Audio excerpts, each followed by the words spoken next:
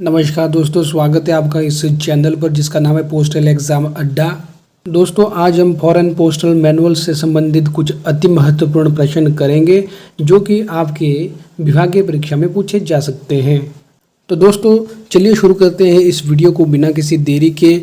इससे पहले अगर आप इस चैनल पर नए हो तो इस चैनल को सब्सक्राइब करना ना भूलें।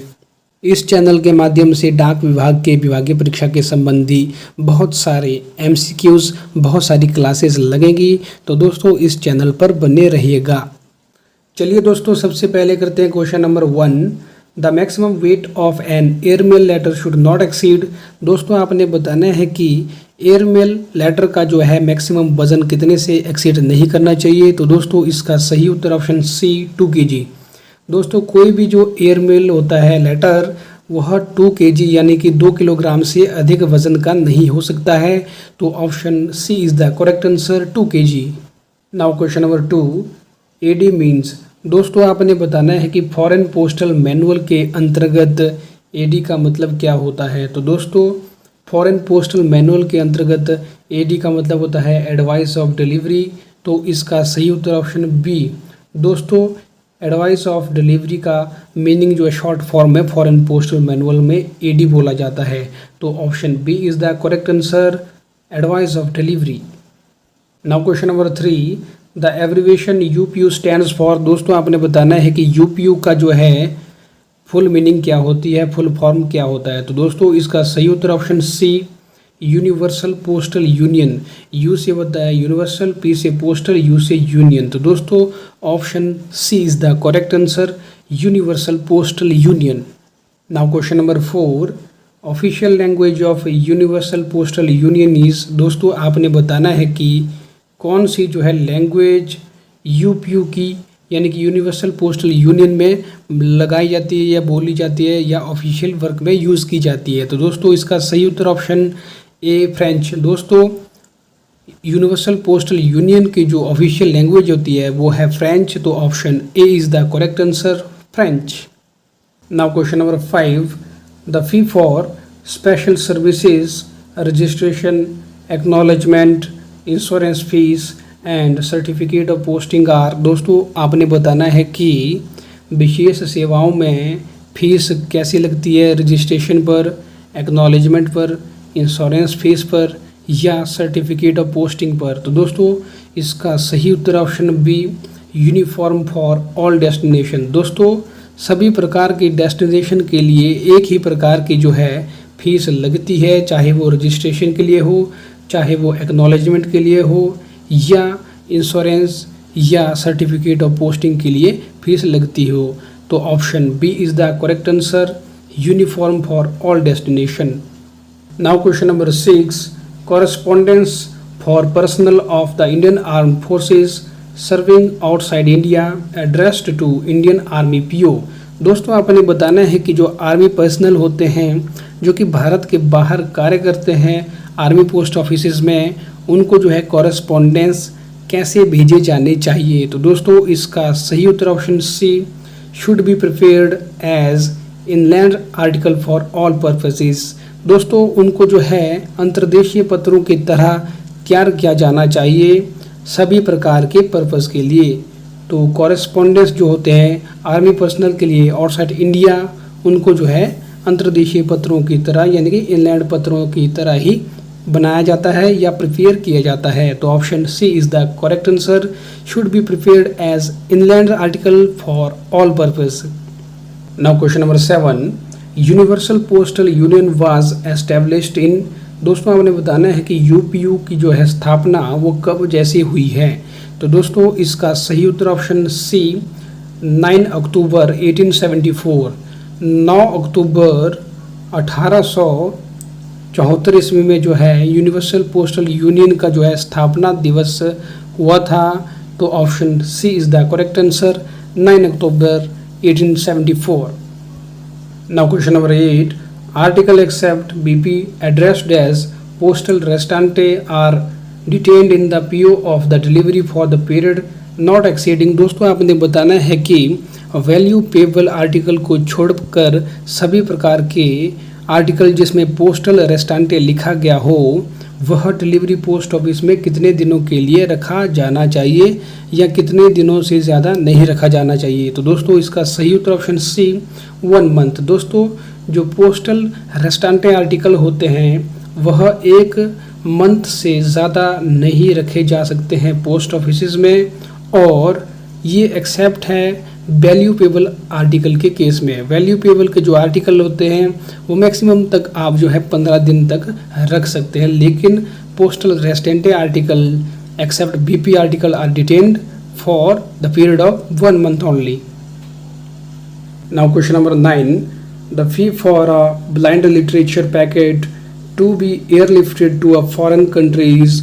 दोस्तों आपने बताना है कि ब्लाइंड लिटरेचर या अंध साहित्य पैकेट के ऊपर जो कि आपने एयरलिफ्ट करना है किसी फॉरेन कंट्री को के ऊपर जो है आपको कितना चार्जेस या फीस देने पड़ते हैं। तो दोस्तों इसका सही उत्तर option C, air surcharge as applicable to printed paper. दोस्तों अंध साहित्य के ऊपर मात्र और मात्र एयर सरचार्ज ही लगता है जो कि एप्लीकेबल होता है प्रिंटेड पेपर्स के ऊपर, यानी कि प्रिंटेड पेपर के ऊपर जो सरचार्ज लगता है वैसे ही सरचार्ज ब्लाइंड लिटरेचर पैकेट के ऊपर भी लगता है एयरलिफ्ट करने के लिए किसी फॉरेन कंट्री को।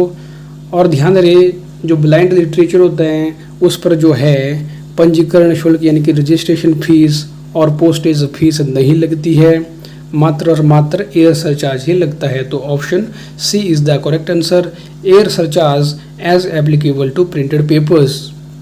Now question number 10, foreign postal manual the term LC means. दोस्तों आपने बताना है कि फॉरेन पोस्टल मैनुअल के अंतर्गत टर्म एलसी का मतलब क्या होता है। तो दोस्तों इसका सही उत्तर है option D, letter and cards. मतलब फॉरेन पोस्टल मैनुअल के अंतर्गत एलसी का मतलब होता है एल से लेटर एंड सी से कार्ड्स। तो option D is the correct answer, letter and cards. Now question number 11, category of foreign postal articles are. दोस्तों आपने बताना है कि फॉरेन पोस्टल आर्टिकल्स के अंतर्गत कौन कौन से आर्टिकल्स आते हैं। तो दोस्तों इसका सही उत्तर option A, letter post and parcel post. दोस्तों फॉरेन पोस्टल मैनुअल के अंतर्गत जो फॉरेन पोस्टल आर्टिकल्स होते हैं वो 2 प्रकार के ही होते हैं, एक तो लेटर पोस्ट और दूसरे पार्सल पोस्ट। तो option A is the correct answer, letter post and parcel post. Now question number 12, the corresponding inland post services to the printed paper service in the foreign post is. दोस्तों आपने बताना है कि अंतर्देशीय पत्रों की सेवाओं के अंतर्गत आने वाले प्रिंटेड पेपर्स सेवाएं जो होती है उसको जो है फॉरेन पोस्ट में क्या बोला जाता है, या इसके अल्टरनेट में जो है फॉरेन पोस्ट में क्या सेवा होती है। तो दोस्तों इसका सही उत्तर option C, book packet service. दोस्तों जो सेवा इनलैंड पोस्ट सर्विस में होती है प्रिंटेड पेपर के नाम से, वही सेवा फॉरेन पोस्ट में बुक पैकेट सर्विस के नाम से जानी जाती है। तो option C is the correct answer, book packet service. Now question number 13, the headquarter of Arab postal union is at. दोस्तों आपने बताना है कि अरब पोस्टल यूनियन का जो है हेडक्वार्टर कहाँ पर होता है। तो दोस्तों इसका सही उत्तर option A, Cairo.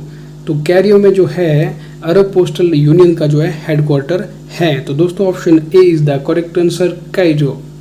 Now question number 14, generally air parcels are subjected to the lower limit of weight. दोस्तों आपने बताना है कि एयर पार्सल जो होते हैं उनका जो है न्यूनतम वजन कितने का होना चाहिए। तो दोस्तों इसका सही उत्तर ऑप्शन डी, 10 kg। दोस्तों न्यूनतम जो किसी भी प्रकार के जो है एयरमेल आर्टिकल्स या एयरमेल पार्सल होते हैं उनका न्यूनतम वजन। Now question number 15, under foreign post the international parcel post service with Pakistan and India is carried based on.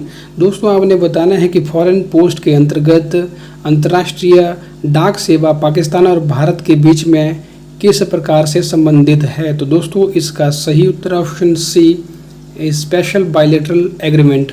दोस्तों एक विशेष द्विपक्षीय समझौते के कारण जो है international parcel post service Pakistan and India के बीच में की जाती है। तो option C is the correct answer, a special bilateral agreement.